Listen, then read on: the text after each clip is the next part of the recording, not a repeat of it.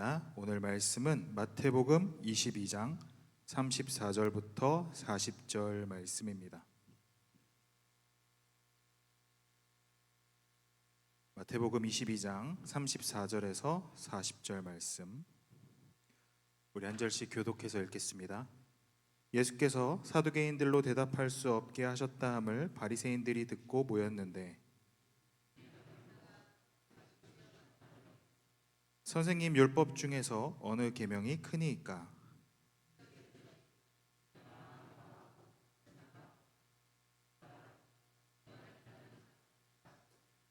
이것이 크고 첫째 되는 계명이요.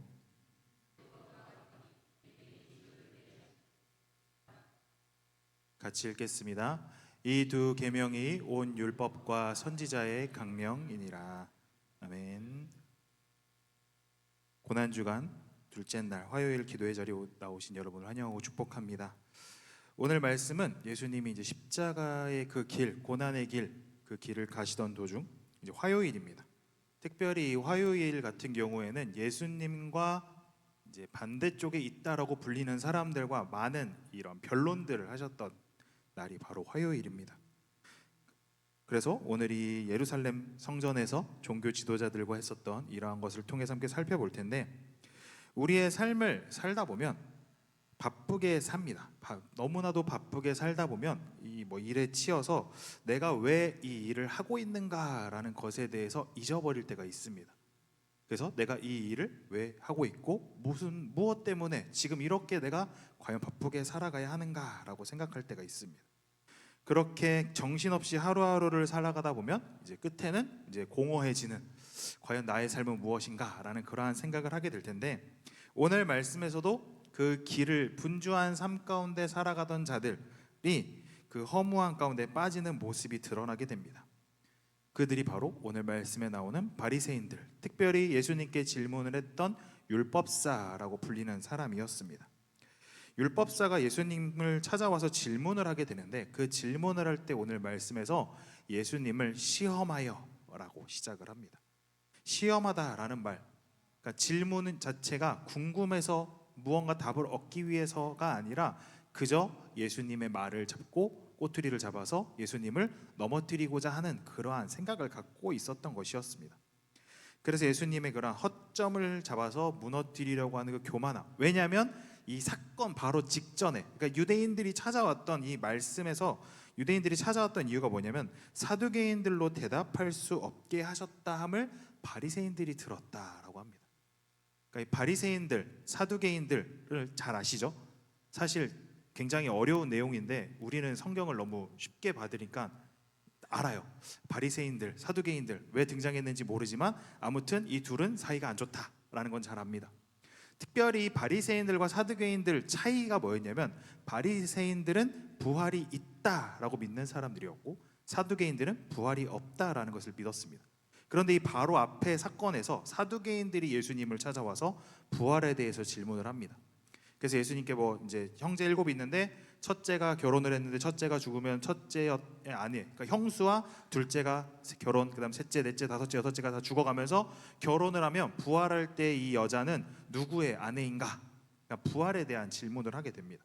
예수님께서 이제 대답을 하셨고, 사람들이 놀라서 이제 사두개인들이 그 답을 듣고 이제 대답을 할 수 없는 상황에 있었다라는 것을 바리새인들이 듣습니다. 그럼 기분이 어떨까요? 너무 좋았겠죠. 이제 우리가 가서 예수를 이제 한번 넘어뜨리기만 하면 이제 우리에게 이 모든 주도권들이 다시 넘어올 것이다라고 그들은 생각했을지 모릅니다. 그런데 오늘 말씀에서 예수님을 이렇게 나와가서 질문을 하면서 예수님을 넘어뜨리는, 예수님을 시험하고자 하는 질문을 합니다. 그런데 지금 이 율법을 가르치던 이 사람, 특별히 바리새인들, 율법을 잘 지킨다라고 하는 사람들의 삶을 잘 들여다보면 그들의 삶은 하나님께서 모세에게 주셨던 율법 613가지, 그러니까 613, 말이 좀 이상한데요. 600개하고 613개의 그러한 율법을 이야기합니다. 그러니까 해야 한다, 하지 말아야 한다라는 것이 600개가 넘는 많은 것들이 있었습니다. 그런데 특별히 이것들을 더 잘 지키기 위해서 만들어냈던 것들이 바로 성경에서 이야기하는 장로들의 전통이라고 이야기를 합니다. 그러니까 율법을 잘 지키기 위해서 어떻게 해야 되는지 세분화를 합니다. 뭐 쉽게 예를 들어보면 안식일에 일을 하지 말아라라는 것을 잘 지키기 위해서, 그렇다면 일은 어디까지가 일인가? 그럼 어디까지 어떻게 해야 되고, 만약에 걷는 것도 일이면 몇 걸음까지가 일이 아니고 몇 걸음까지가 일인가 하는 뭐 이러한 자질구레한 것들이 막 늘어나게 됩니다. 그러니까 그들은 하나님께서 주셨던 율법을 잘 지키고 하기 위해서 만들었던 것들이 도리어 그들의 삶을 올가매는, 그러면서 하나님께서 이 율법을 주시면서 그들에게 원하셨던 마음들은 온데간데 없어지고, 이것들 뭐 율법이나 장로들의 전통을 통해서 다른 사람들을 평가하고 다른 사람들을 감시하는 그러한 일로 만들어 버린, 그러니까 사랑이 완전히 빠져버린 그러한 종교, 그러한 열심이 되었다라는 것입니다. 이러한 본질을 잃어버린 열심들이 있을 때 지금 그들은 사람이 파괴되는, 그 안에 하나님의 사랑이 없어지고 사랑이 없는 사람은 그 스스로 무너지게 된다라는 겁니다. 그래서 율법사가 찾아와서 선생님, 율법 중에 어느 계명이 가장 큽니까? 라는 질문은 예수님께 덫을 놓는 질문이면서 동시에 지금 이 시대가 어떠한 상황에 있는가, 이 수많은 규칙 중에서 어떠한 것이 핵심이고 그들이 놓치고 있는 것이 무엇인가 라는 것을 보여주고 있습니다. 오늘 우리도 이러한 질문 앞에 서야 합니다. 우리의 신앙생활도 열심히 예배를 드리고 기도하고 찬양하고 나옵니다. 그런데 그러한 것들 가운데 정작 가장 중요한 것, 우리의 심장이, 우리의 중심이 지금 빠져 있지는 않은가라는 것을 우리는 돌아봐야 합니다. 그래서 오늘 말씀에서 예수님이 하시는 것들을 통하여서 우리의 마음 가운데 어떠한 것들이 빠져 있는가, 아니면 잠시 놓고 잊어버리고 있었는가 함께 살펴보고자 합니다. 예수님께서 질문을 받으십니다. 율법 중에 어느 것이 가장 크냐라고 했을 때 예수님이 본문 오늘 말씀 37절에서 이렇게 이야기하십니다.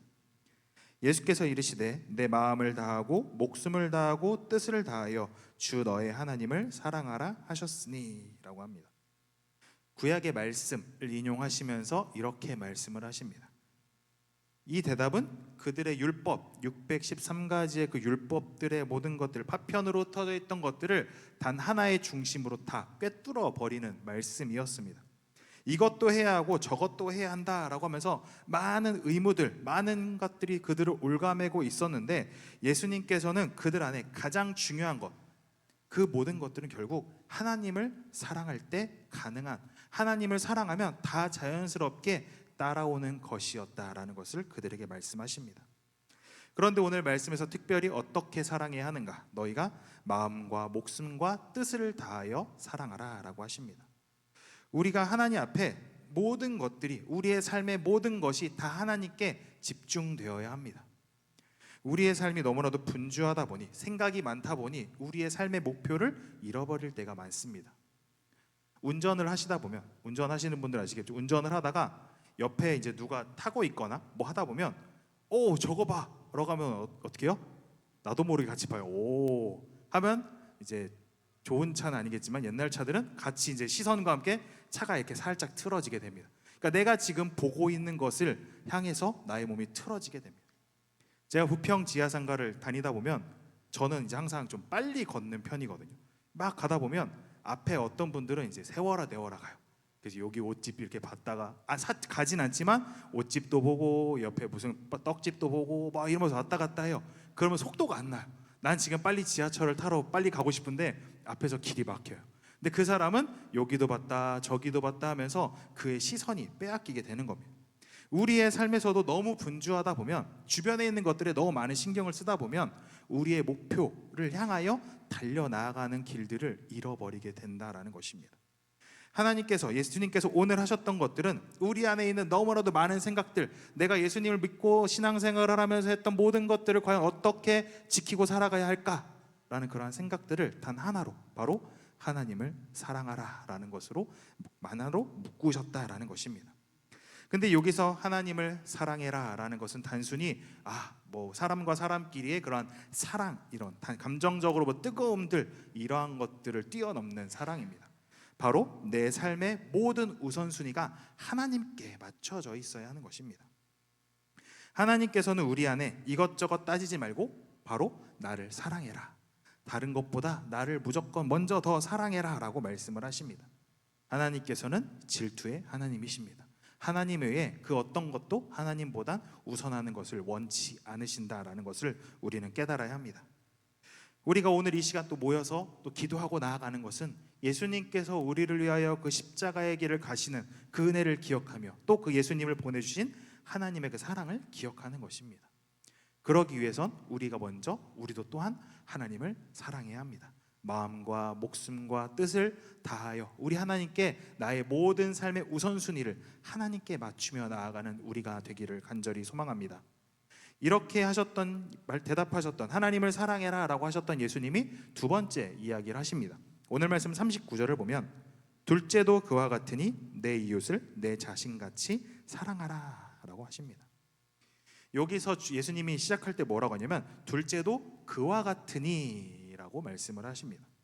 그러니까 이 하나님을 사랑하는 것 그리고 내 이웃을 내 몸처럼 사랑하는 것, 이 두 가지는 별개의 것이 아니다라는 것을 말씀하십니다. 그래서 요한일서 4장 20절에서도 이렇게 이야기합니다.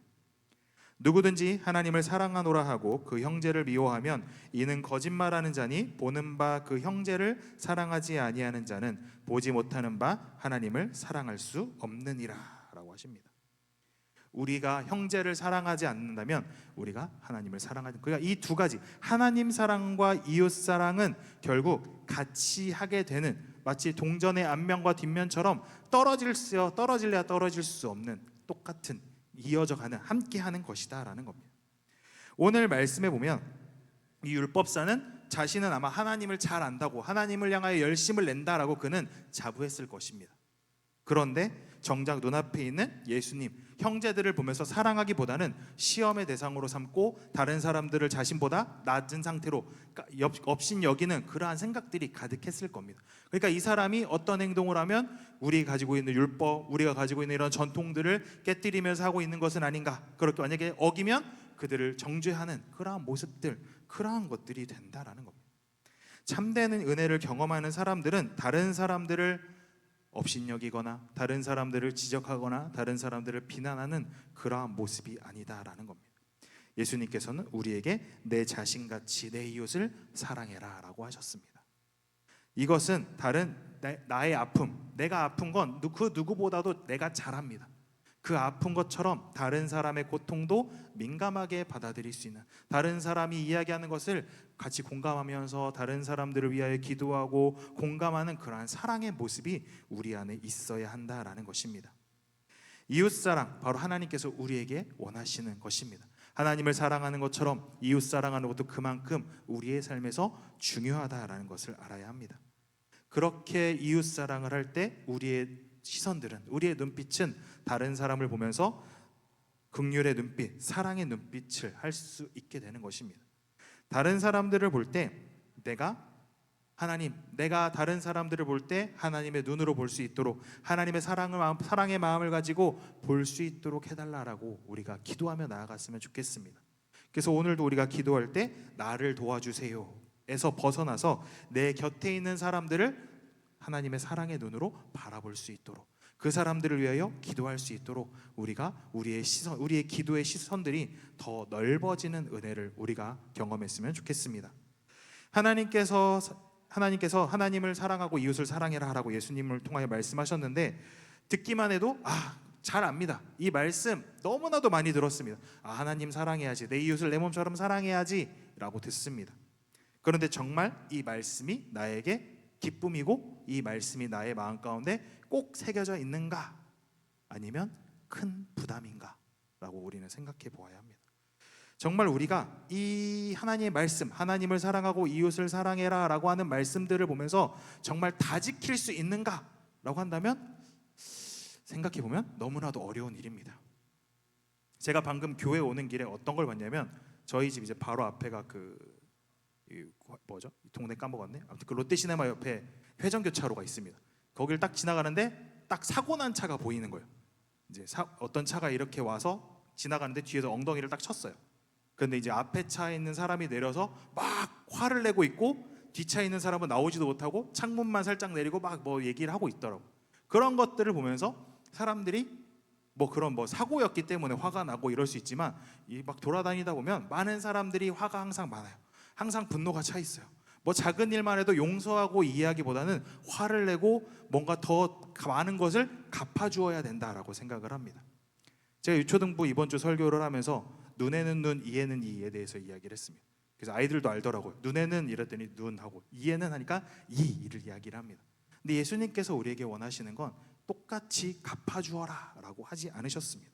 그렇기 때문에 우리의 마음을 살다 보면 하나님께서 이웃 사랑하고 하나님을 사랑해라 라는 이것들을 다 지키는 것은 너무나도 힘든 일입니다. 마치 오늘 말씀에서 유대인들이 그 613개의 조항들, 율법들을 지키기 위하여 또 전통들을 만들면서 그것을 지키기 위해서 삶에 얽매여 살아가던 그러한 사람들이 있었고, 열심을 내면서 하려고 했지만 결국 그 율법들은 그들이 온전히 다 지킬 수 없는 것이었습니다. 우리도 말씀을 듣고 또 그렇게 살아가겠다라고 주일에도 다짐을 하고, 아마 어제도 다짐을 하시고 오늘도 또 다짐을 하실 겁니다. 그런데 우리가 이 예배의 장소를 벗어나서 교회를 나가는 그 순간, 세상을 향해 나가는 순간부터 나의 모습이 과연 어제의 모습과, 아니 예배 드리러 오기 방금 전에 나의 모습과 얼마나 달라졌는가라는 것을 생각해 보아야 합니다. 우리는 나라는 이웃의 아픔, 이웃을 생각하는 것들보다는 나를 먼저 더 생각하고 나의 자존심을 더 세우고 하나님의 영광보다는 나의 안위가 우선인 경우들이 너무나도 많이 있습니다. 주님께서 이 계명이 가장 크다라고 이야기하셨던 것, 그것은 우리의 힘으로는 도달할 수 없는 거대한 것이었기 때문입니다. 율법이라는 거울 앞에 서면 사람들은 모두 다 죄인이다, 죄를 깨닫게 된다라고 이야기를 합니다. 그러니까 이 율법을 통해서 나는 하나님 앞에서 의인이 아니다, 나는 하나님 앞에서 죄인이구나, 나는 정말 내 힘으로 내 능력으로 이 모든 것들을 할 수 없구나, 나의 힘으로는 할 수 없구나 라는 것을 느끼는 그 순간, 그때가 바로 은혜가 시작되는 때라는 것을 우리는 깨달아야 합니다. 내가 할 수 있다라고 생각을 한다면 그것은 할 수 없는 것입니다. 율법사의 시험, 유대인들의 전통, 이 안에 갇혀서 그들은 살아갑니다. 장로들의 전통을 지키고 율법을 지키고 할례를 행하면 우리는 계속 어떤 일을 하던 하나님의 사람으로 살아갈 것이다 라고 그들은 생각했지만, 예수님께서는 그 모든 벽들을 무너뜨리셨습니다. 그리고 우리는 내가 할 수 없다, 하나님께 모든 것을 맡기면, 하나님께 모든 것을 의지할 때 우리 안에 다른 하나님을 사랑하고 이웃을 사랑할 수 있는 그 은혜가, 그 사랑이 우리 안에 충만하게 채워진다라는 그 사실을 우리가 기억하기를 소망합니다. 우리 안에 사랑이 없을 때 하나님의 사랑이 충만하게 채워지기를 기도해야 합니다. 예수님께서 이 말씀, 우리가 읽었던 이 말씀을 하셨던 건 이제 곧 며칠 뒤면 십자가에 달려 죽으시는 그러한 때였습니다. 예수님은 단순히 우리에게 사랑해라, 하나님을 사랑하고 이웃을 사랑해라 라고 말씀만 하셨던 분은 아니었습니다. 예수님은 그 계명을 모두 몸소 보여주셨고, 또 다른 자신의 삶을 통하여 자신의 목숨까지 바쳐가시면서 하나님의 말씀을 이루셨던 분입니다. 그리고 자신을 시험하러 왔던 그 율법사, 그의 마음을 다 아셨겠죠. 그 마음을 아시고도 분노하지 않으시고 오히려 가장 중요한 그 복음을 전해주셨던 분이 바로 예수님이셨습니다. 예수님께서는 이후에 겟세마네에서도 골고다에서도 십자가에 달리는 그 순간까지도 원수를 사랑하는, 내 이웃을 내 몸같이 사랑하시는 그러한 이웃 사랑의 모습을 보여주셨고, 하나님 말씀에 끝까지 순종하시는 하나님을 향한 사랑의 모습도 보여주셨습니다. 예수님께서는 이 모든 것, 이 놀라운 사랑, 이 모든 것들을 우리에게 보여주셨고, 이제 우리는 그 사랑을 따라 살아가면 되는 것입니다. 바울 또한 이 놀라운 사랑에 대하여 이렇게 이야기합니다. 로마서 5장 8절에서 이렇게 이야기합니다.